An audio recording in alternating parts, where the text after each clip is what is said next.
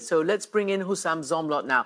He's head of the Palestinian mission to the UK. Welcome to the program. First and foremost, do you condemn what Hamas did inside Israel to Israeli civilians? There are dead and there are hostages. First and foremost, the Western media must really abandon this framework that has gotten us to where we are today. Okay, but I just want to know, do you support the killing of civilians? Of course not, of course not, of course not. So do you condemn that? The loss of civilian life is tragic in all sides. And what is happening is extremely worrying and very tragic. And as we speak, the loss of lives, you've counted 70 Israeli deaths. There is more than 200 Palestinian deaths so far, more than 1,600. Entire residential compounds are being wiped out. This is a war crime committed by Israel. What is more tragic, or equally tragic, is the blindness and the deafness of the world and the international community for so many years, of the warnings we have been saying that this was coming. Israel knew that this was coming their way. We, the National Movement of Palestine, the PLO, have found a different path 30 years ago. We have committed to what the world asks us: recognize Israel, commit to negotiations and non-violence, and to international legitimacy and resolution. Israel was expected to do one thing only: roll back its occupation, stop its colonial settlement expansion. Not one day it did so, killing the prospects of a two-state solution. And the world was expected to do one thing, Christiane: uphold international law equally on everybody, on Ukraine, on Palestine. And the world fails to do that. So now no accountability. Now, every single political avenue is blocked. Every single legal avenue for us is blocked, like the ICJ, the International Court of Justice. You've heard what the US said, or the UK said. I want to know what happens now. What happens now? There's a war that Israel has declared after Palestinian militants, who I don't think you're friends. Hamas is not a supporter of the Palestinian Authority. There's a war. And as you say, there's going to be a massive escalation. There is a war. You see, we're having this conversation because Israelis have seen what they have seen today. But my people see this every day, every single day. Palestinians are targeted, killed, arrested, surrounded. Their land is confiscated. Their holy places are desecrated. Not only Muslims, but Christians. You have been following what is happening in the Al-Aqsa Mosque and in our Christian churches, the spitting on Christian worshippers.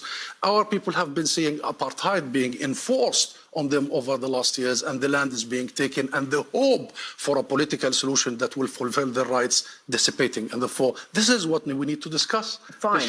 Yeah, I know. But I mean, as you know, neither the Israeli political spectrum nor the United States nor anybody, it's like the Palestinian issue doesn't exist anymore. The two-state solution the diplomacy is on deep freeze. Can I first ask you, though, before we get to there, what triggered this attack? It's on a certain date. It's 50 years to the date just about. Before, 50 years ago it was October 6th, Yom Kippur. Syria launched a surprise attack on Israel. What do you think triggered this? And it was a very sophisticated Hamas attack. I don't know. I really, really don't know. What I know is that it was a matter of when, not if. We've been shouting every day, don't leave a vacuum. Don't unheed what we are saying. Pay attention. Don't underestimate people's desire for freedom, for ending the bondage and captivity. Pay attention to the destruction that Israel is doing. Make sure that these supremacists in the Israeli government are not going to turn the whole thing upside down. Therefore, this is not about timing and all that. This is about the fact that we discuss everything except the core thing, the fundamental issue, the root causes. And we've been doing this for 75 years. One sentence. You know that 70% of the population in Gaza, the Palestinians, are refugees since the Nakba of 1948. You know that they have been under besiegement since 2007, the biggest open-air prison. This is what leads to events that you want to discuss. So here's the thing. Obviously, the Israelis will say this is what happens when we evacuate, for instance, withdraw from Gaza, which they have done. And as you're right, it is sealed and it is a very heavily guarded situation.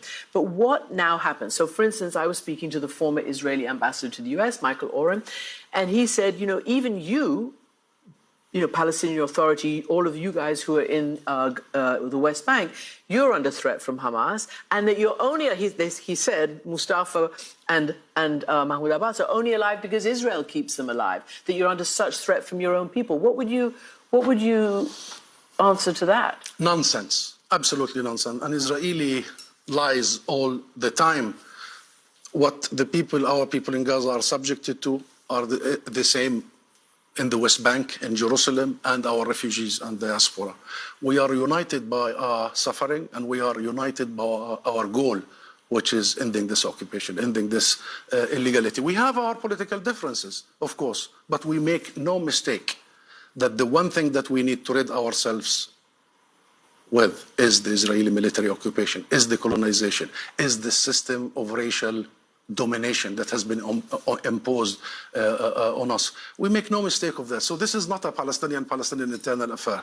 This is the failure of every international actor to pay attention, of every international actor. You see, instead of learning the lessons, what I heard today from many international actors, including from the US and the UK, is doubling down on the very same mistakes and failure. What is the option that has led us to where we are? What is the option right now? What happens? Israel doesn't respond to Hamas? The alternative is statesmanship, is courage, the equal application of international law. We are not lesser of human beings. We are not the children of a lesser God. We are equal as all nations. It's been 75 years of oppression, of wholesale destruction. You've seen what happens in Gaza. Wait until tomorrow and see the thousands who will lose their lives and their livelihoods. Enough is enough. The only solution is respect people's legitimate birthright of self-determination, the right to return to their properties, the right to establish a state of their own, and stop dodging this. Stop finding, detours around it. There is no such a thing as detour. Peace can only be struck with us, the Palestinians, not with anyone else. Because Israel is in odds with us, because Israel has taken our land, because Israel is subjecting us and oppressing us, not anybody else.